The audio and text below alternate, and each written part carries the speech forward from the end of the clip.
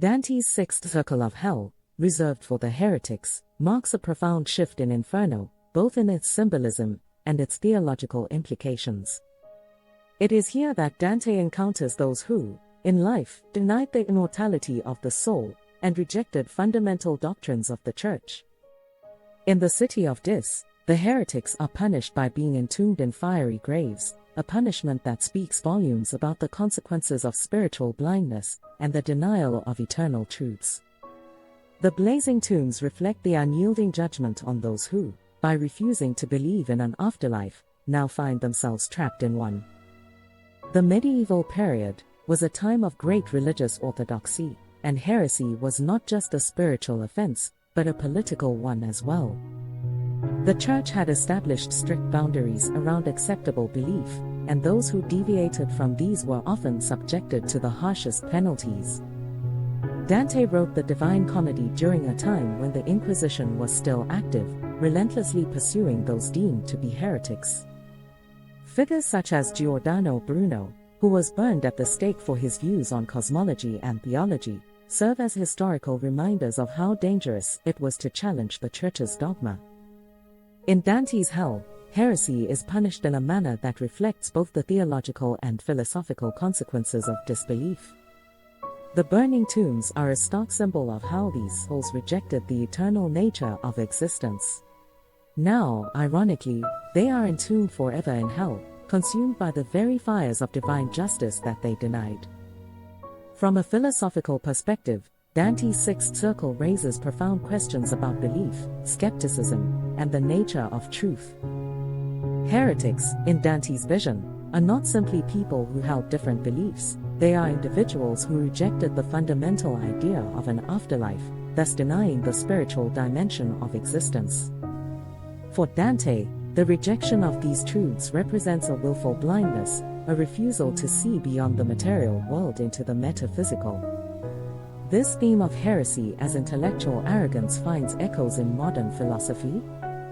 Thinkers like Friedrich Nietzsche and Jean-Paul Sartre challenged the concept of eternal life, arguing that meaning is found in this life, not in some promised afterlife. Nietzsche's declaration that God is dead reflects the ultimate act of heresy in a philosophical sense, where the reliance on human reason supersedes divine revelation. Sartre's existentialism, similarly, denies any preordained purpose, suggesting instead that individuals create meaning in a godless universe. Dante, however, would argue that this perspective leads not to freedom, but to entrapment, as evidenced by the fiery tombs in which the heretics lie. While heresy may seem like a relic of medieval thought, modern surveys reveal that disbelief in traditional religious doctrines is widespread. According to the Pew Research Center, the number of nuns, those who identify as atheist, agnostic, or unaffiliated with any religion, has grown substantially in recent years. In the United States, for instance, this group now represents over 26% of the adult population, a sharp rise from previous decades. If Dante were to write his Inferno today, one can imagine the sixth circle expanding to accommodate this growing number of skeptics. However, even in modern times, heresy, though no longer punishable by fire, can still lead to social and political ostracization. In many countries, publicly rejecting religious beliefs can result in alienation, showing that the tension between belief and heresy remains alive, albeit in different forms. On a practical level, the sixth circle serves as a cautionary tale about the dangers of absolute certainty in rejecting long-held truths. In conversations about religion, I've often encountered individuals who express disdain for any belief in an afterlife or spiritual dimension. One such conversation with a fiercely atheistic acquaintance revealed a profound irony. While they rejected the notion of life after death, they were deeply fearful of mortality, almost obsessed with it.